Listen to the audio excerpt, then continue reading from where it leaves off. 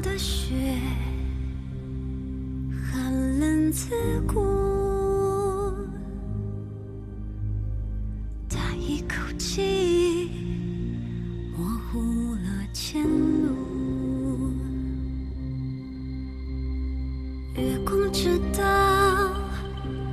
我所有的企图，不过是在你心口写一页书，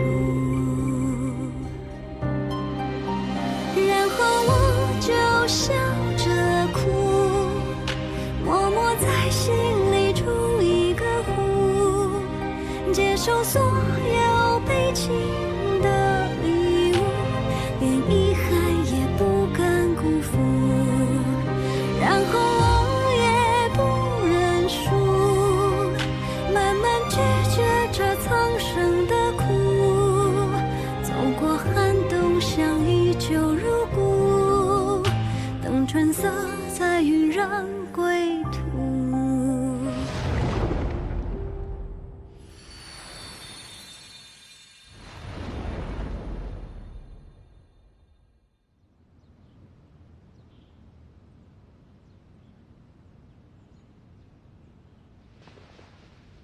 玉娥，走吧。我们跟周家都说好了，接你回去。玉娥，跟我们回去吧。啊！我不走。我要是走了，什么也不是。只要我好好的照顾他，他一定会好起来。到时候，我们再生个孩子，我就是周夫人了。我要留在这儿，我要做周夫人。玉娥，走吧。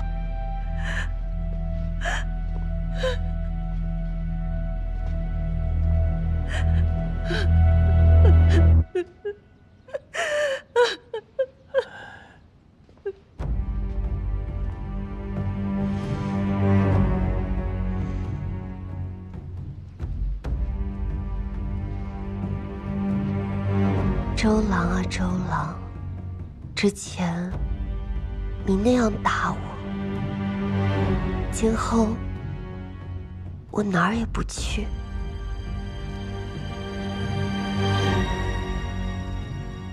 我会做好你的周夫人，好好照顾你，让你快乐的活着。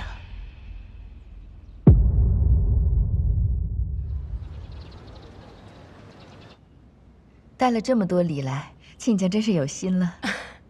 我们全家日夜翘首，期待着若瑶早日嫁过来呢。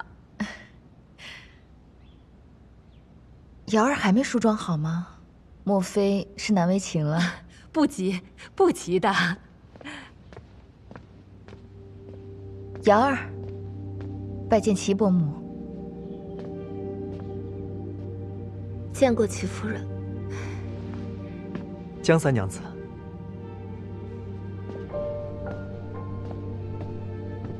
哦，听闻昨日宁远侯夫人来江宅闹事，若瑶没被惊着吧？多少是受了一些委屈。这个年纪的女子啊，也难免被人惦记，总是定了亲才会安心。我们两家的婚事也快些办了吧？亲家说的是。前几日我特意找人算了，3日后便是个吉日，我们就把日子定在那天吧。倒也不用这么急，就按亲家说的办。这宴客的名单也给江家留一份，让我看看有什么漏掉的。你看，名单早就拟好了。我们齐家跟江家联姻，必定要把婚礼办得极其盛大，对，让全京城的人都看得到。若瑶，你说是吧？倒也不用这么铺张。瑶儿，那就劳烦齐夫人快去送帖了。是，这里里外外张张罗罗的事情还多着呢。江若瑶，你好好的想清楚，真正的自己究竟是什么样的。我看我们也该回去忙了。那我们先走了。齐夫人且慢，这门婚事我不同意。你若不想定这门亲，你早说便是。为何人家齐家上门提亲来，你要当面驳人家面子？你母亲为你忙前忙后的操办这些事，你让她多难堪呢？母亲难堪，难道我就不难堪吗？你，如果当初母亲能听我一言，何至于此？婷婷，这是怪起我来了。自你和周彦邦退婚以后，我寻了多少户人家，才寻得这门亲事。我看这个齐公子，不比周彦邦差。你怎么，你到底对他有何不满？女儿没什么不满。那为何如此？女儿不满的是母亲。你说什么？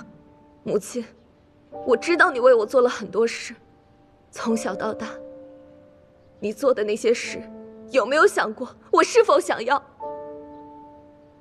？8岁那年，父亲要带我去游玩，你说女孩子家不宜过早抛头露面。10岁那年，你逼我练琴，手指流血结痂了也不放过。12岁那年我生病，你逼我喝药，不喝就让孙妈妈灌我，就连和江离定亲的人改成是我，也不曾问我是否想要。那你还不是爱得死去活来的？是，虽然是你强逼的选择，但我喜欢他，我不怨你。可我已经为此付出了足够的代价，所以从今往后，我要依照自己的心意做事。请母亲不要再插手我的亲事。你知不知道你在说什么？当初死活要嫁给周彦邦，现在什么都怪到我头上，你是不是失心疯了？我没有疯，我之前迷恋周彦邦，哪怕我察觉他并非忠贞善良之辈，我仍旧迷恋他。可是如今，我明白了，我并非真的执迷不悟，而是贪恋一个能够逃离江家的机会。我要避开你，哪怕是利用自己的婚姻。母亲，我以前什么都不懂，现在我什么都懂了。我之所以变成这样，都是你逼的。你，夫君，你看看他。若瑶，你，哎呀，行了，又不是什么要命的大事。我年轻的时候也和他一样，我和老太公的婚姻，也是我推翻了父母为我们定下的婚约，自己选择的呀。后来不也好好的吗？一直以来，我以为三丫头最没主意，只能听你季舒然的，没想到这会儿也了悟了，挺好。不妨就听他一回，让他自己选选吧。可是齐家，哎呀，齐家的是男儿郎，怎么的，还要和我们委屈上不成？老夫人，夫人，既然若瑶想自己操心，那你便自己操心吧。这样，你也得了份清静，那就依了他吧。来，坐，坐，坐。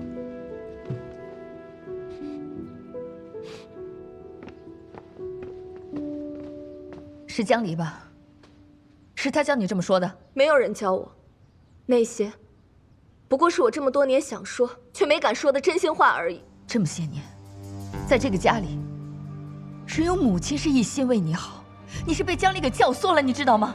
他说的那些话都是为了要迷惑你，他是为了自己的利益，他要害你。江离没有要害我，那日他从头到尾都未曾提过我跟周彦邦私奔一事，都是你一直在诱导他来指认我。你懂什么？他若是敢咬你，那就坐实了他往你身上泼脏水，他自己也没有那么容易脱身。那我呢？我的名声呢？我的感受呢？你一心只想毁掉江离，那你考虑过我吗？你总说别人要害我，其实不过就是不想让我信任他人，唯你是从罢了。呦，夫人，你知不知道我为了你付出了多少？你是说，为了我，除掉了江离和江月吗？你什么意思？我没什么意思，我只想告诉你，我不需要你为我做这些。我江若瑶，不是只有踩着别人尸骨才能往上走。另外，如果要往上走，一定要踩别人尸骨的话，那我宁愿不往上走了。一会儿，我就去跟父亲说明，我要外出游学，我不要结婚了。哎呦，夫人使不得啊！三娘子，快点跟你母亲道歉呐，她就原谅你了。我不，从今天开始，不准他见任何人。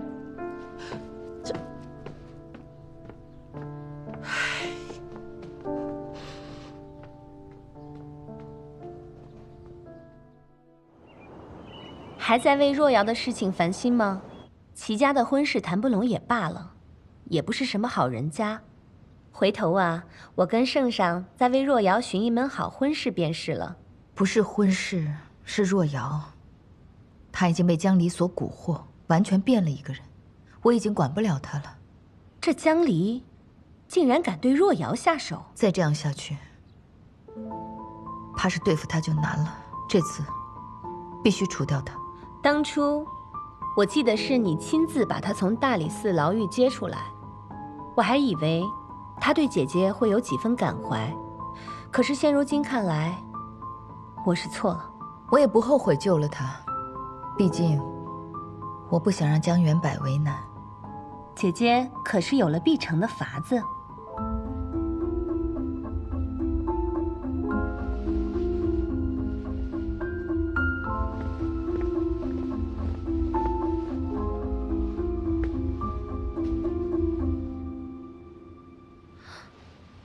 你怎么跟长公主扯到一起了？她凭什么找你？你千万别被她利用了。敌人的敌人就是朋友，她比我更希望江离死。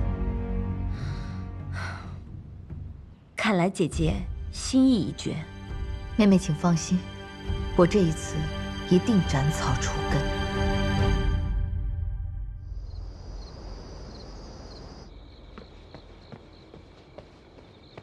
娘子，我家里来信了，你让我找的那位海棠娘子有消息了。先坐。好。你要找的海棠是村里米铺家的，之前在官宦之家给娘子做丫鬟，离开了很多年。不久前村上来了个娘子，只是她的脸颊上有一道长长的刀痕，皮肉都翻出来了，十分恐怖，也不知道是不是娘子要找的人。那我托你办的事，可有他人知晓？娘子放心，我嫂子那边我已经按照娘子吩咐的叮嘱过了，没有惊动那位娘子。我去换壶热茶。好。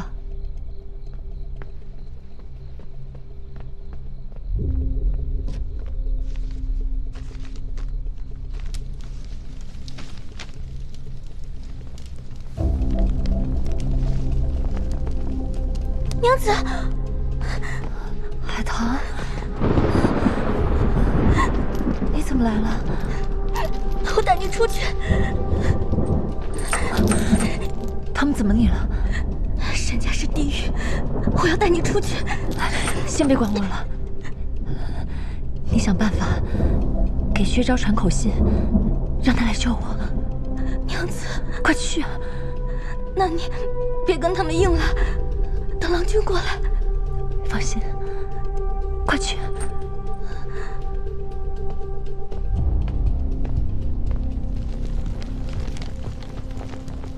只是他的脸颊上有一道长长的刀痕，不知道他遭遇了什么。当你有需要时，吹响此哨，我的人便会出现替我护你。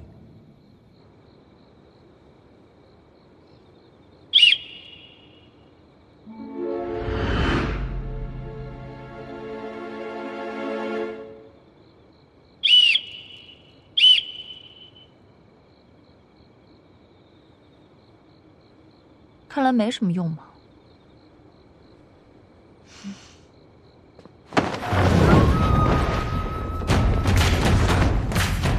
不知娘子有何嘱咐？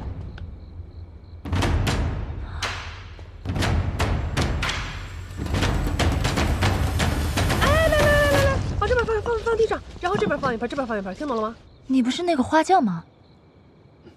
你叫什么名字？在下赵柯。赵柯，你来江宅多久了？既然你的主子已经告诉了我你的存在，他定会料到我会问你这个问题。你只管说，我保证他不会因此责罚你。7年前来的。7年？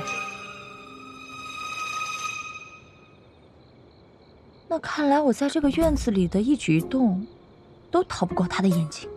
娘子，可有嘱托？我想让你去帮我探一探，季舒然他都去了哪儿，见了谁？是。还有，我想让你帮我带一个人回京城。可主君只是让我保护你的安全。我让你找的这个人，若是落到他人手中，足以威胁我的安全。小的明白了。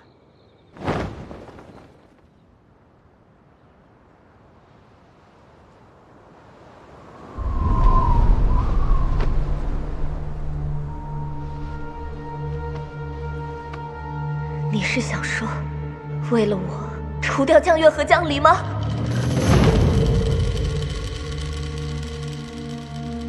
季舒然，我早就说过了，你不会有好下场的。我的离儿迟早会把你做的那些丑事公布于众。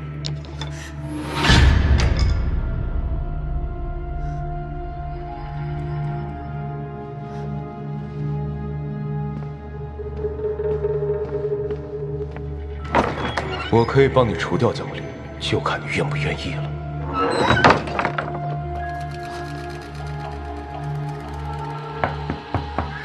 夫人，马车和贺礼都准备好了。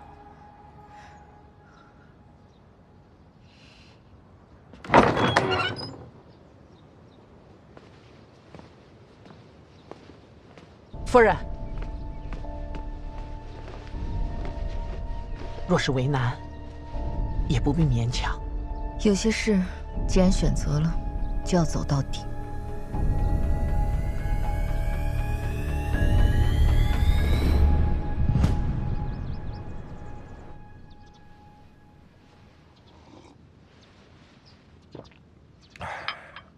办砸了齐家的事，倒想起来见我了啊？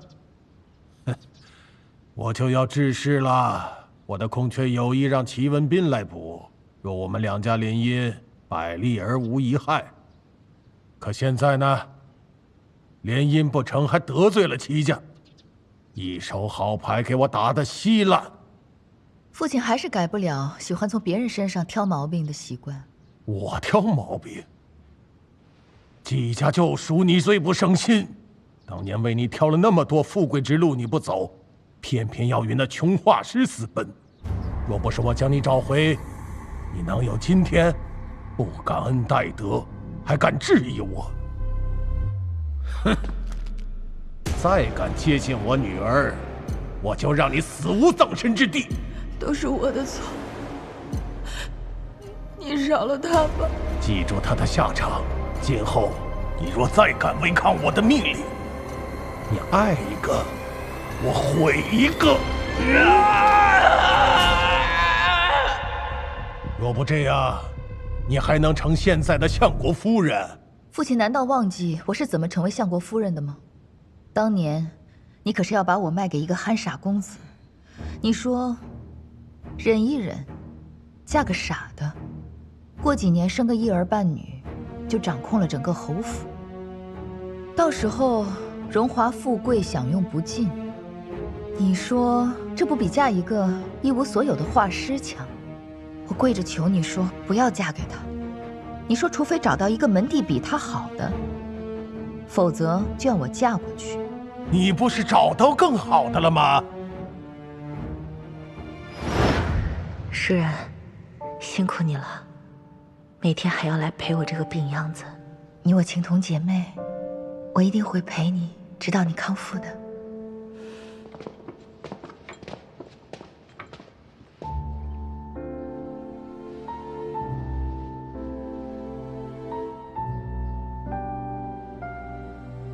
先走了，明天再来看你。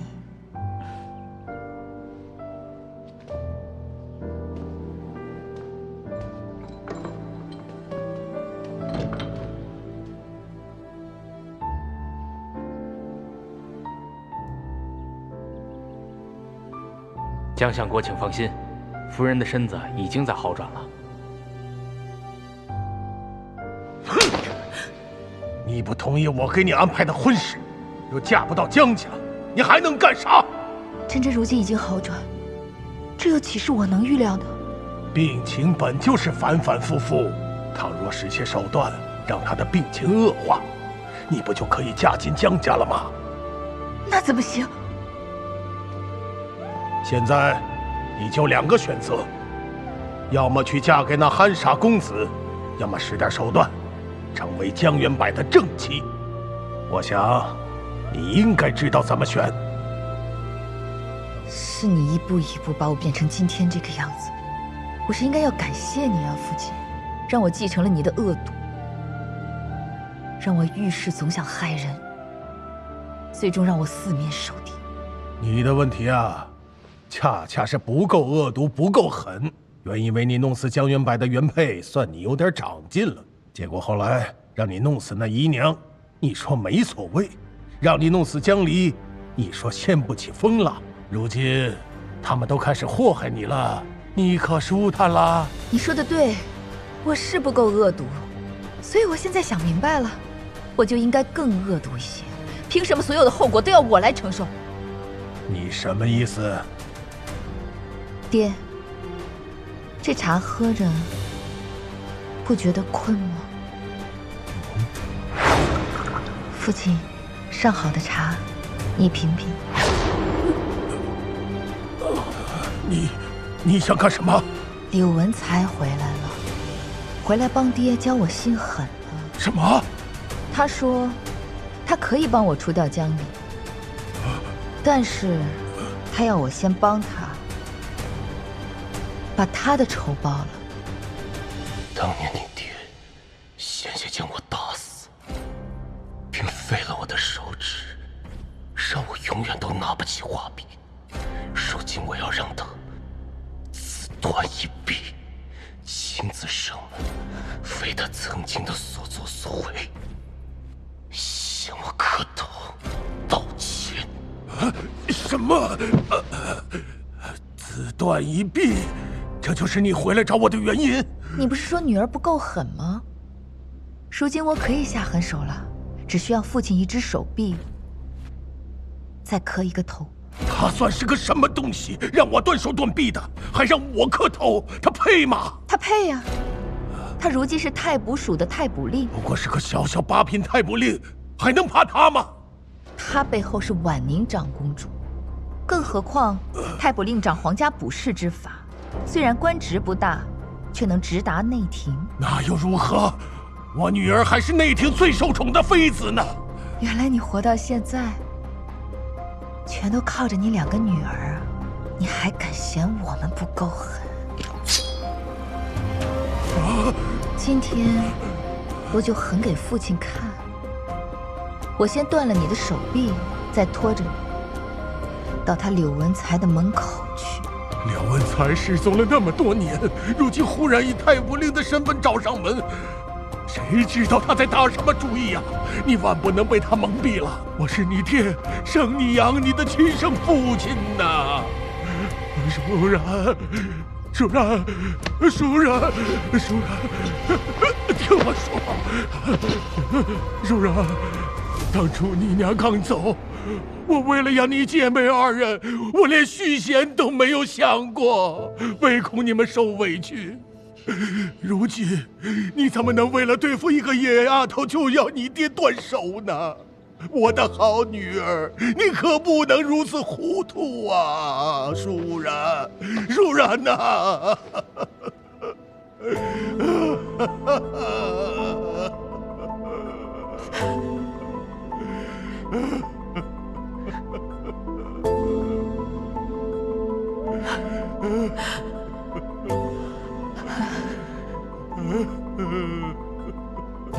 看来我又要让爹失望了。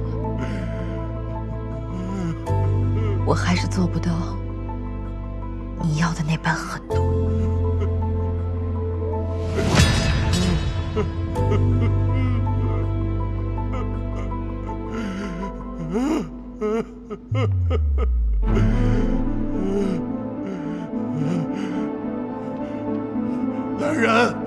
来人呐！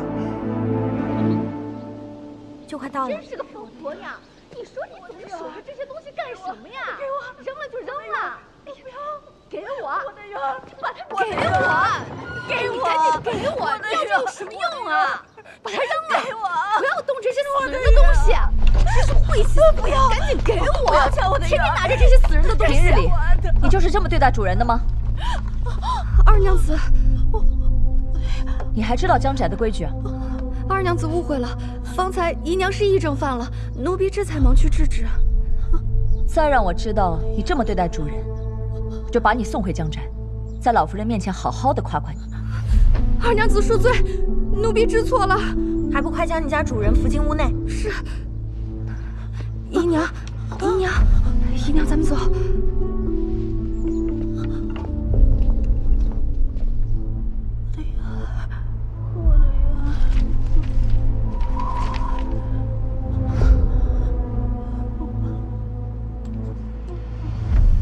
祖上的福地，让你糟蹋成这样，宅里的月钱都按时送过来了。这大冬天的，炭火也不起，这窗户纸破了也不糊，我该问你要个账来看看。有的，只是姨娘觉得并不冷，这才没用得上炭火。我给胡姨娘带了些补品，童儿，你让她学学如何伺候主人。是。走吧。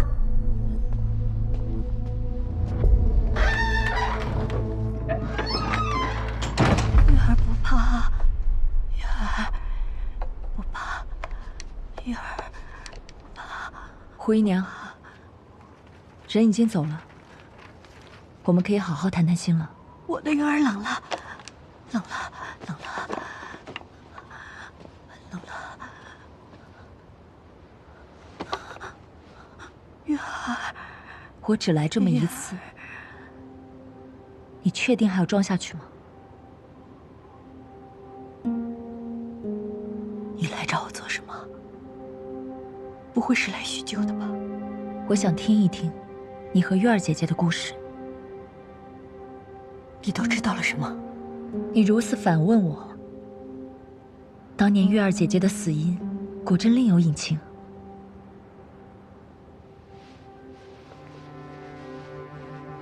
二娘子若是来跟我说这些，我无话可说。我此番前来无意打扰，曾经胡姨娘和我娘好过一场。我记得小时候胡姨娘经常抱我，月儿姐姐对我也很好。正因如此，我离开江家这么多年，许多事都不记得了，但我见到胡姨娘还甚是亲切。既然胡姨娘不愿意说你的故事，那我便和你说说我的故事。我自幼蒙冤，被亲人所抛弃，被送到青城山10年。青城山比这个地方还要冷。这10年我无人过问，人情冷暖早已识得透彻。我看不到一丝希望，但我不想认命。如果这是天命，我非要逆天而行，因为错不在我，所以我不低头。凭什么那些作恶之人，他们可以高高在上，而受害之人却要低眉顺眼，谢一个不杀之恩？所以，我要从山上下来，回到京城，站在世人面前。胡姨娘，你假装癔症活了下来，可你日日受着锥心之痛，从女儿的死中出不来。如今你活着和死又有什么区别？说你和我一样有冤屈，我希望你站出来，我会帮你，我也有能力帮你。我的话说完了，就不多打扰了。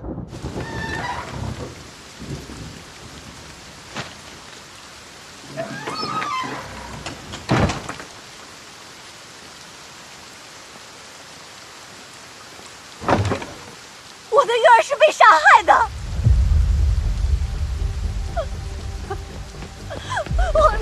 我的玉儿是被杀害的，二娘子，玉儿是被人杀害的，她是被人杀害的。二娘子，你帮玉儿伸冤啊！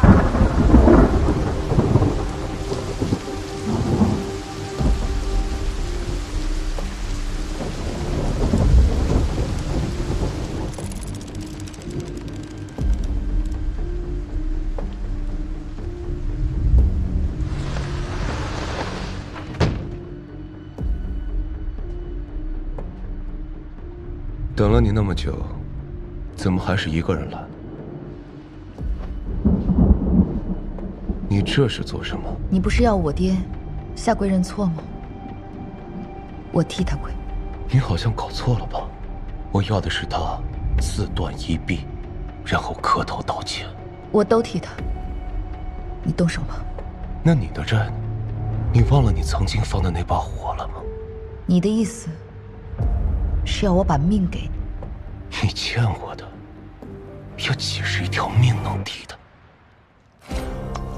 那道人受我命格至阴，若随他修行，日后必大有所为。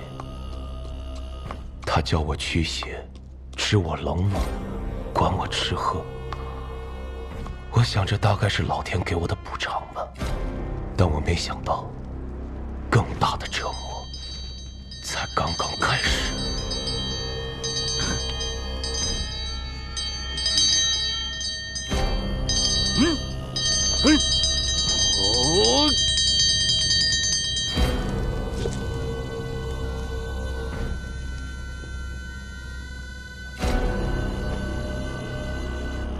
这也是修行的一部分，忍不了，你可以滚。经历过焚烧之痛，这点疼又算得了什么？他说别人驱邪，只是从人身上赶走恶鬼邪灵，而他驱邪，是把邪祟转移到浴火重生过的我身上，彻底消灭。我越是鲜血淋淋，血肉模糊，达官贵人们就越信我们。毕竟没有人能自残到我这样的程度。王公贵族们为此愿意付更多的钱。他们口口相传，我们在京城中逐渐有了声望，甚至因此见到了长公主。我就喜欢你们这种豁得出去的。派捕署有一个空缺，走我的门道能补上去一个。你们商量一下，我更喜欢心狠手辣的那一个。你不是早就想死吗？那我就送你上路。以后我每日都会为你祈福的。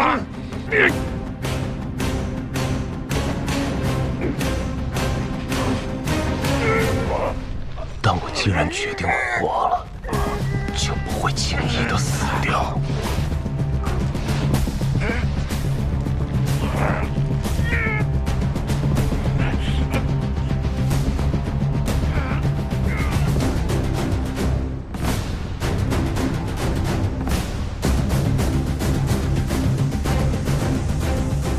在长公主的扶持下，我成为了太仆令。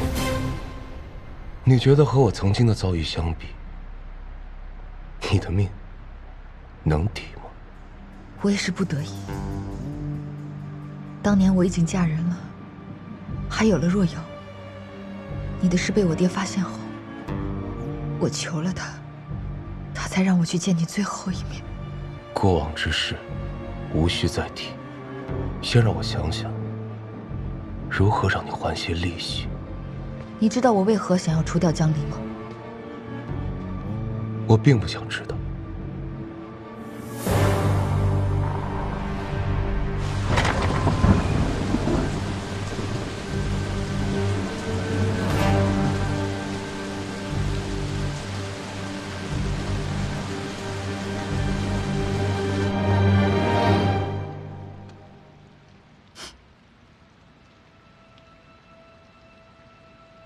玉儿从假山上掉下来，的确不是意外。从记事进门那天起，我就觉得这个女人不对劲。这么美呢？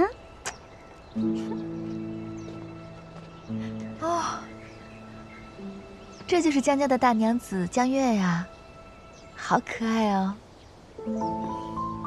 她虽然看上去温婉大方，对月儿也很好，可我就是觉得她不像看上去那么简单。我想着让月儿离她远一些，可没想到还是出事了。姐姐给我玩一会儿，就不给我，就不给我，就不给你。姐姐给我玩一会儿，我就不给你玩。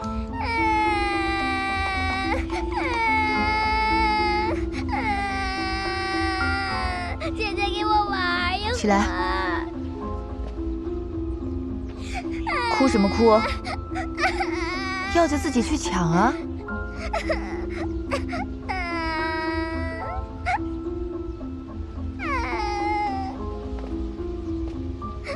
给我，这是我娘给我做的。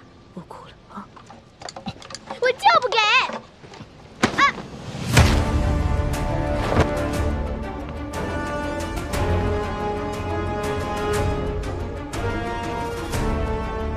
季淑然让孙妈妈带着月儿去假山上，做出月儿从假山上不慎跌倒，才丢了性命的假戏，想装作与她没有任何关联的样子。我的月儿就这么死在了季淑然的手里。你当时不在现场，你是如何得知的？我以前的丫鬟叫鲍琴，那日正是她跟着月儿，她去厨房拿甜羹给孩子们吃，回来时恰好听到季淑然吩咐孙妈妈做事，便立刻跑回来告诉了我。那鲍琴现在人呢？做了替罪羊。月儿死后，季淑然说她伺候不周，便把她赶出了江家，从此再也没有了踪迹。你当时已知晓此事，为何不指证季淑然？指证？二娘子，你回到江家这么久，怎么还会问出我这样的话？这江家是个什么地方？你应该比我更清楚啊。就如同你当时被送去真女堂时，你没变过吗？没指证过季淑然吗？有人会相信你说的话吗？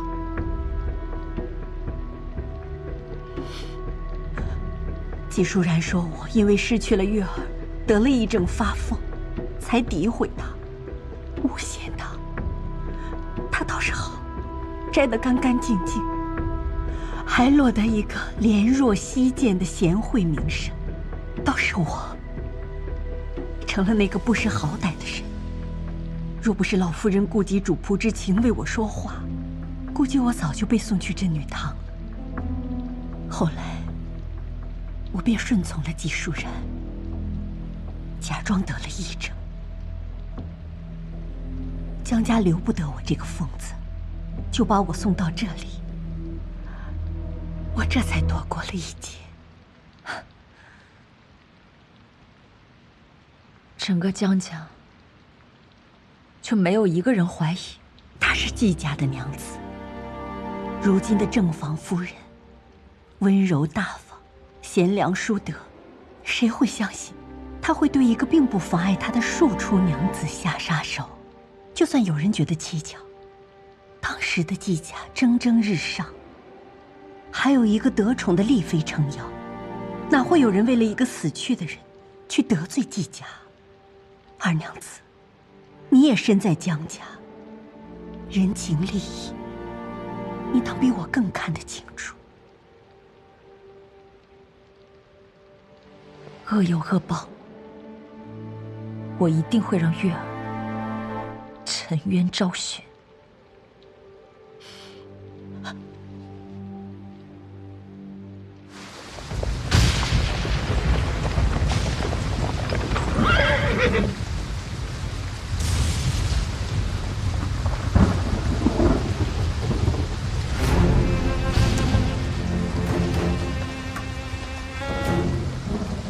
见过母亲。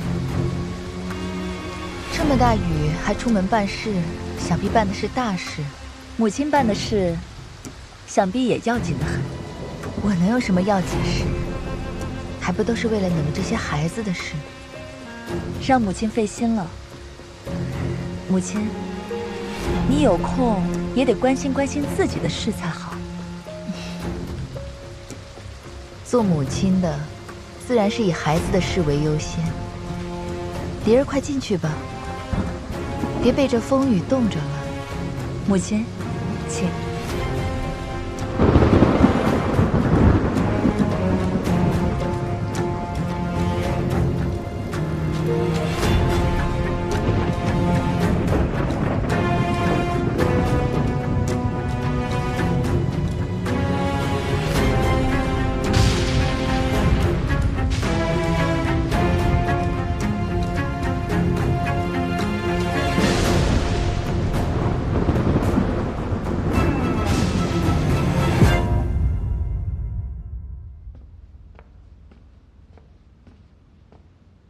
夫人，怎么了？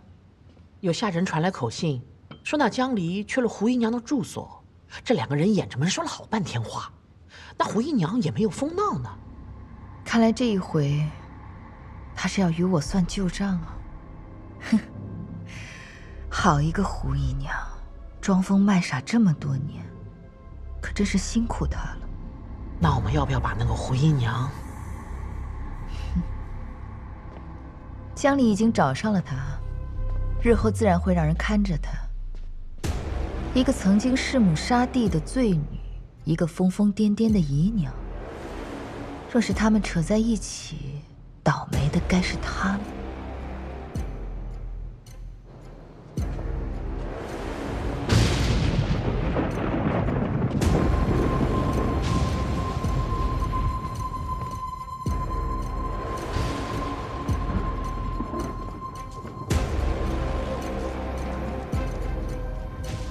三娘子，该起来吃饭了。这夫人准备了点安神汤，你起来喝点吧。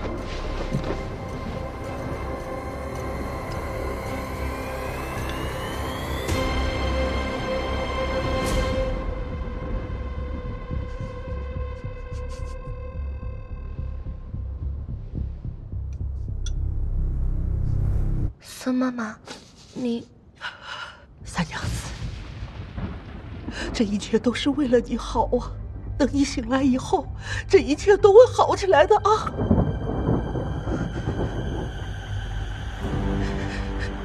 你做了什么？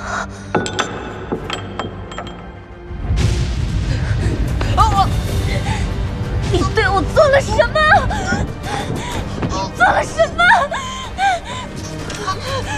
你说啊！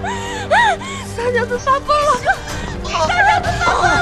我为你好，三娘子。三娘子的妈妈是为了你好啊！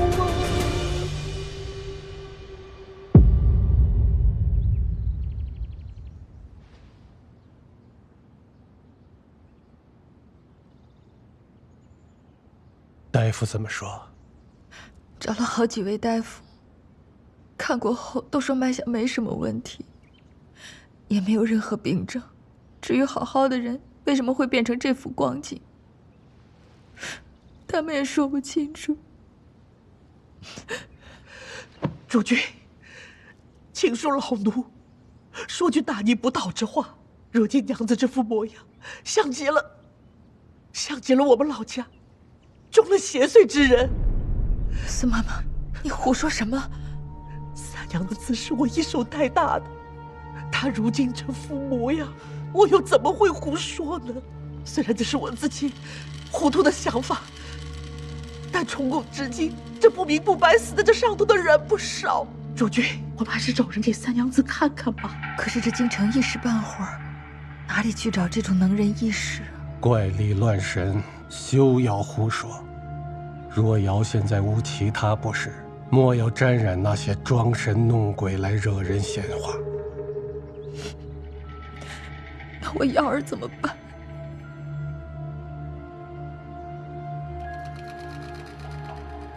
邪祟。若瑶的病情确实古怪，看一看也好。你既然决定了，就听他的吧。我这就去给太卜令写信。母亲，你要多注意身体，这几日还是莫要外出为好。放心吧。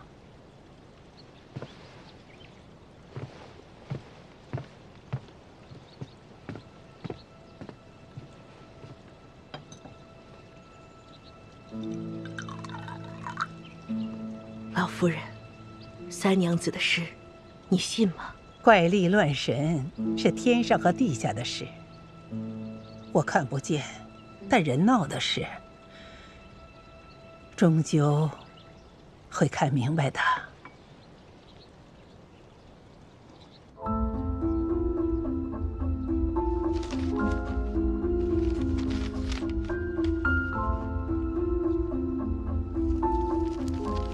去回江相国，明日我一定到。是。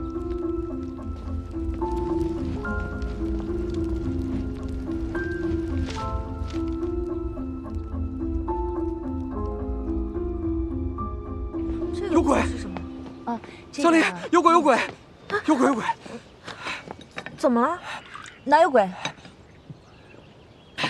你不知道，出大事儿了！江若瑶撞邪了，而且请了太卜令，准备来驱邪呢。太卜令？这个太卜令可邪门了。哎，最是无情帝王家，这话说的没错呀。最近朝堂出什么事儿了？前段时间呐，后宫不断死人啊！这今天死个宫女，明天又死个内官的，这宫里就传得沸沸扬扬的，就说这宫中出了邪祟，然后呢，就得请太卜署来驱邪。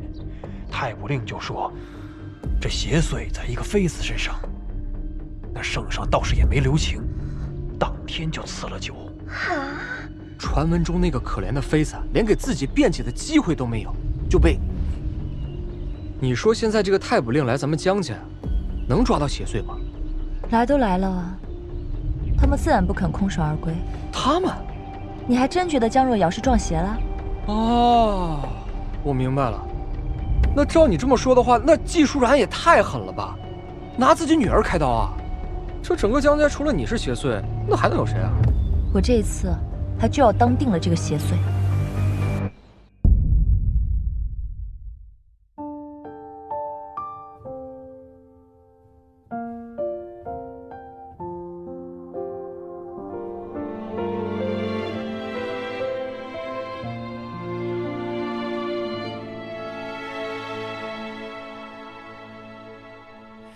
如果没有快乐的记忆，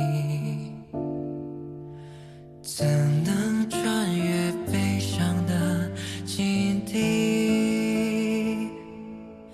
两句槟榔，无情的身躯，牵着手，是否能度过雪季？冷风中，长夜里，拥抱着残留的暖意，抬着身，不坚定，可否埋葬昨天的叹息？